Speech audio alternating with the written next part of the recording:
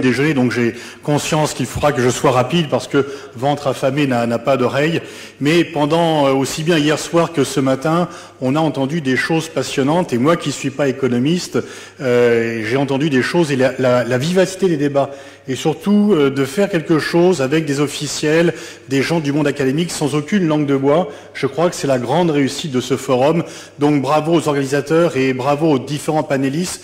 On sait parler franchement et c'est comme cela que l'on peut avancer parce que faire des politesses et des ronds de jambes ne permet pas vraiment de progresser et ça montre finalement, une fois de plus, si c'est nécessaire, la maturité des Tunisiens de pouvoir aborder très franchement ce qui va, ce qui ne va pas et comment aborder.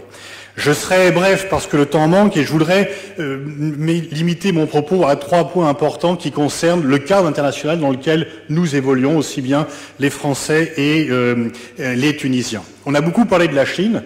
La Chine était finalement pas du tout l'éléphant dans le magasin de porcelaine parce qu'on en a beaucoup parlé. Et effectivement, la Chine peut poser problème, ça a été dit, non pas parce qu'elle triche, mais qu'elle a des avantages et elle cherche un peu à diviser les uns et les autres. Et effectivement, le poids de la Chine par rapport à la Tunisie, par rapport à la France est très grand.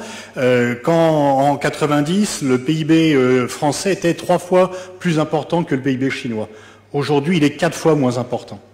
Donc on n'est plus du tout dans la même catégorie et ce n'est qu'ensemble que l'on peut faire. Et la grande erreur de Donald Trump finalement, parce que même s'il y a effectivement des reproches à faire sur le plan commercial à la Chine, c'est d'avoir voulu imposer des sanctions à la Chine, puis d'en imposer à l'Europe, puis d'en imposer à tout le monde, au lieu de faire front commun, au lieu de dire, parce que nous avons des questions légitimes à poser à la Chine, mais Trump n'a pas voulu les poser ensemble, il a voulu les poser de façon unilatérale. Pourquoi?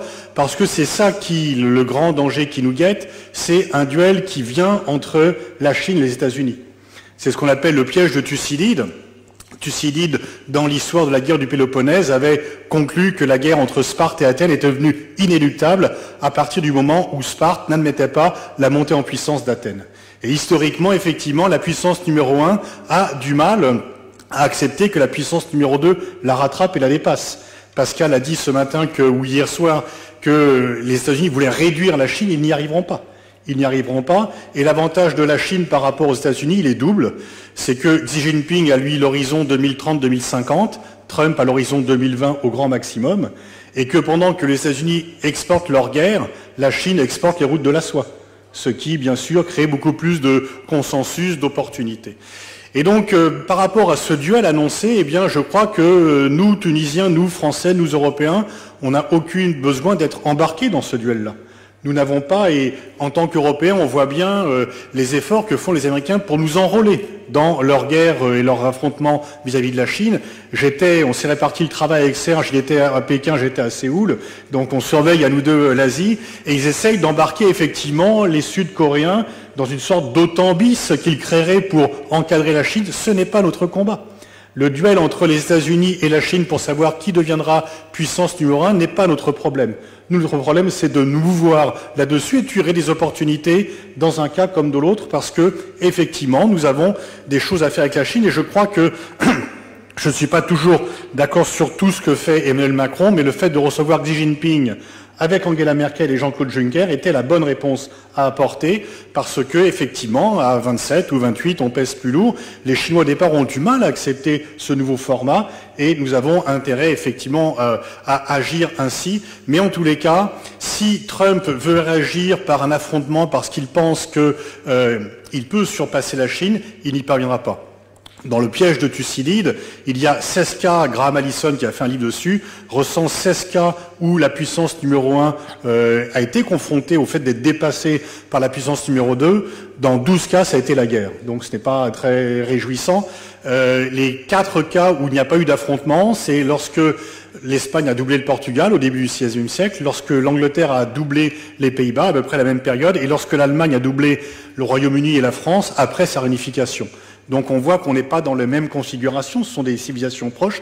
Au moins, l'exemple le plus réjouissant, c'est quand Nixon et Kissinger ont accepté la montée en puissance de l'Union soviétique et on en déduit non pas qu'il fallait agresser l'Union soviétique, mais qu'il va faire au contraire une politique de détente.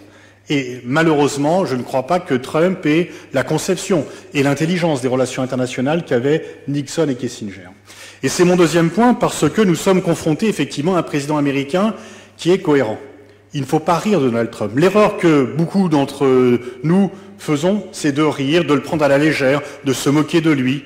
Oui, on peut se moquer de lui. Il était censé ne pas dépasser le stade des 3 premières étapes des primaires républicaines. Il a emporté les primaires républicaines. Et quand il les a emportées, beaucoup de gens ont dit « Ah ben Hillary Clinton est sûr d'être élue parce que face à un tel concurrent, bon. » Et donc Trump n'est pas un mauvais moment à passer parce qu'il est tout à fait possible qu'il soit réélu en 2020.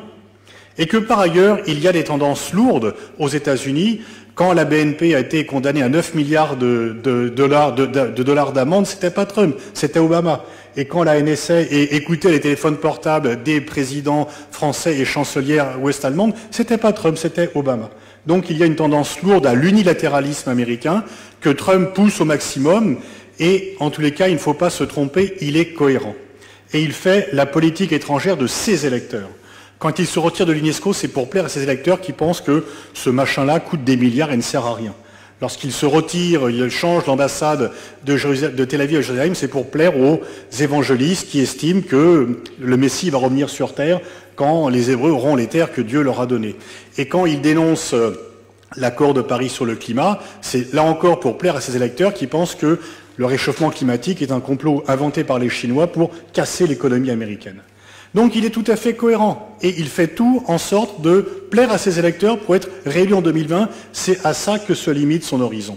Et effectivement, s'il pouvait obtenir le scalp de Maduro, du régime cubain ou du régime des Mollahs, ou dire que la Corée du Nord a dénucléarisé, il pourrait dire à ses électeurs, regardez, tous les présidents incapables qui m'ont précédé n'ont été incapables de faire cela, et moi, parce que je suis le meilleur négociateur, eh bien j'ai eu cela. Alors, est-ce qu'il fera le STRAC et les régimes cubains, vénézuéliens et iraniens seront renversés d'ici 2020?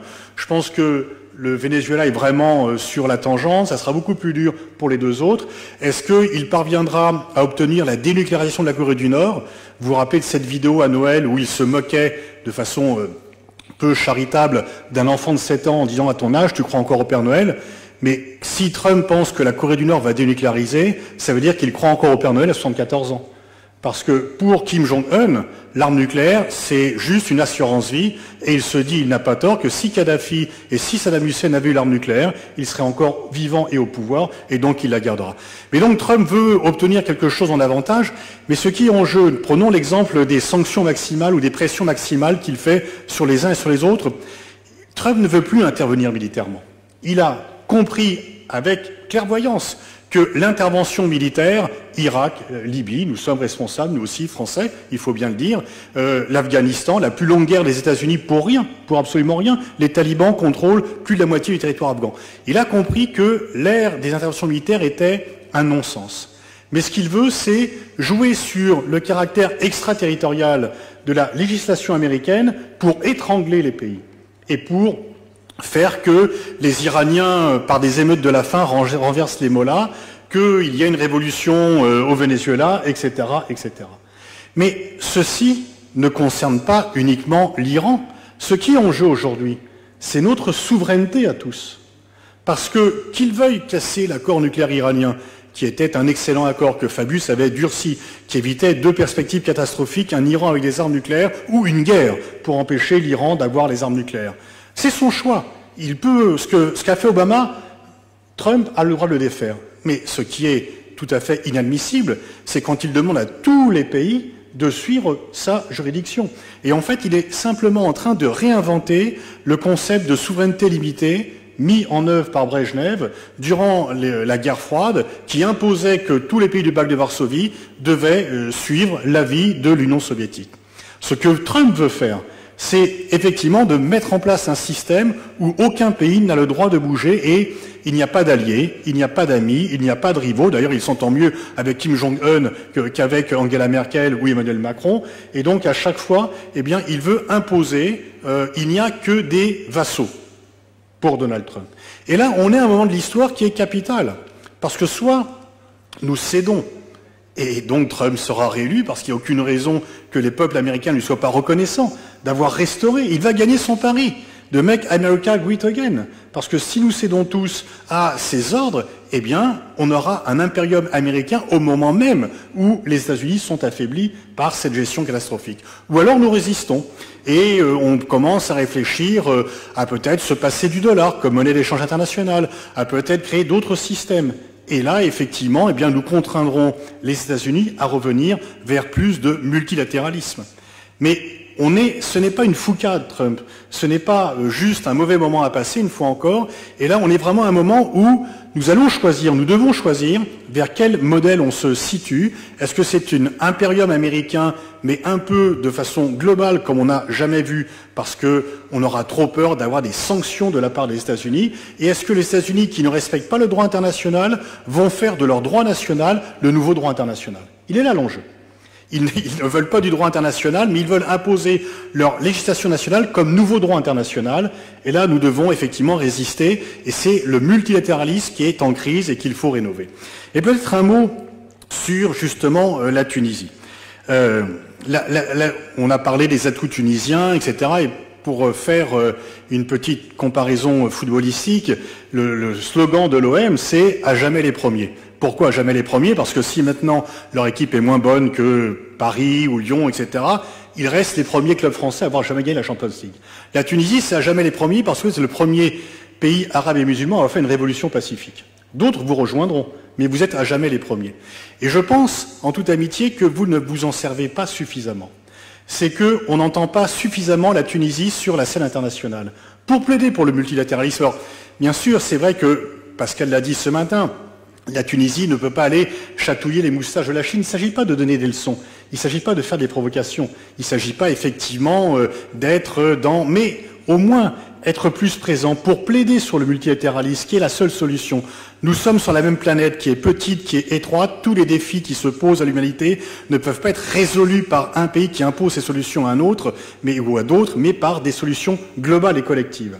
Et si nous ne créons pas ces règles de la communauté internationale par un multilatéralisme rénové, nous allons vivre sur une planète qui ne sera plus vivable. Ce n'est pas la planète qui est en danger, c'est l'humanité. La planète nous survivra. Mais c'est nous qui ne pourrons ne pas survivre si on ne prend pas les bonnes décisions.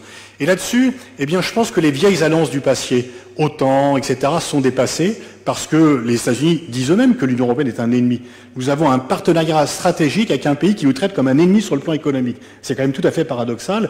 Et donc, il faut vraiment plaider pour un nouveau multilatéralisme parce que c'est la seule solution, ce n'est pas un choix, c'est une nécessité. Il n'y a pas d'autre solution. Et la Tunisie a tous les atouts pour plus faire entendre sa voix. La Tunisie, sur ces sujets-là, devrait être plus vocale parce qu'elle en a la légitimité. Et dans un monde globalisé, chacun a le droit de s'exprimer et de faire valoir ses propres valeurs. Je vous remercie.